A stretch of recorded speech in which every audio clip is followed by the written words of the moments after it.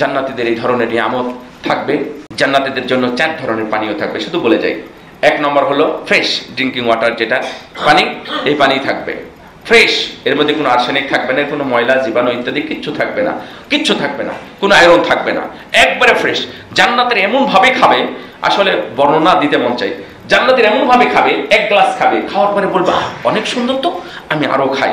দ্বিতীয় গ্লাস, কারণ জান্নাতীদের যে গ্লাস থাকবে কেমন জানেন? জান্নাতীদের গ্লাস থাকবে যে আকাশে তারকা দেখা যায় না, এই মুক্তার মতো থরে থরে সাজানো থাকবে, একবারে সোনা রূপা দ্বারা তৈরি ছোট্ট ছোট্ট গ্লাস থাকবে তাদের পানি পান করার জন্য। কোনো ভিড় হবে না, কোনো জ্যাম হবে না, যখন যার মন চেয়ে গিয়ে খেয়ে নেবে, কোনো সমস্যা নেই। জমজম পানি খাওয়ার এত ব্যবস্থা আছে, তারপরেও 2-1 জন সামনে দাঁড়ায় থাকে, কিন্তু আপনার সামনে কেউ দাঁড়াবে না, সরাসরি আপনার গ্লাস আপনার সামনে চলে আসবে, একবারে পানি ভর্তি। দ্বিতীয় গ্লাস খাওয়ার পরে মনে করবে এটা তো আরো বেশি স্বাদ, তৃতীয় গ্লাস মনে হয় আরো বেশি স্বাদ, অনেকগুলো খেতে থাকবে। ফেরেশতারা এসে বলবে তোমাদের জন্য আরো ব্যবস্থা আছে, ওগুলো খাও।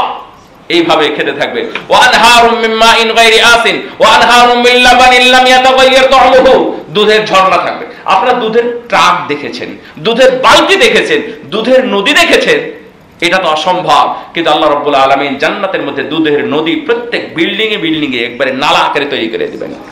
প্রত্যেক বিল্ডিং এ। আপনার যদি 1000 তলা বিশিষ্ট বাড়ি হয়, তাহলে যদি নিচে পানি থাকে আপনি নিয়ে আসবেন কেমনে? আল্লাহ রাব্বুল আলামিন আপনার সামনে দিয়ে প্রবাহিত করাবেন, আপনি যেখানে থাকবেন সেখান থেকে খাবেন। ওয়া আনহারুম মিন খামরি লাযযাতিল লিশারিবিন, দুনিয়াতে মদ খেলে মানুষের বুদ্ধি কমে না বাড়ে?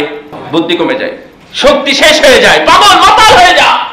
কিন্তু আল্লাহ রাব্বুল আলামিন বলছেন এই আখিরাতে যাদের জন্য মদ দেওয়া হবে, মদ খাওয়ার সঙ্গে সঙ্গে তাদের বুদ্ধি এবং পাওয়ার শক্তি সবগুলো আল্লাহ বাড়িয়ে দিবেন। সুবহানাল্লাহ। রাসূল সাল্লাল্লাহু আলাইহি ওয়াসাল্লাম জিজ্ঞেস করছেন সাহাবীরা, রাসূল এটা কিসের শক্তি? তা আল্লাহ নবী বলেন আরে তোমরা যে শক্তির কথা মনে করছো সেই শক্তি, তার মানে জৈবিক শক্তি আল্লাহ 100 জনের মধ্যে একজন পুরুষের মধ্যে দিয়ে দিবেন। সুবহানাল্লাহ।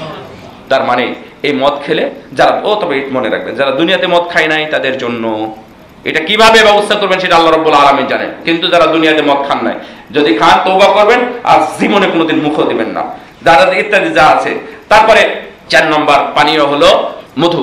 ওয়ানহারুম মিন আসালিম মুসাফফা, যারা আরবি জানেন তারা বুঝতে পারবেন যে দুধের কি এটা মধু, মধুর মধ্যে যে এই যে ভেজাল অধ্যায়টা এসেছে এটা যুগ যুগ ধরেই ছিল, যুগ যুগ ধরেই ছিল।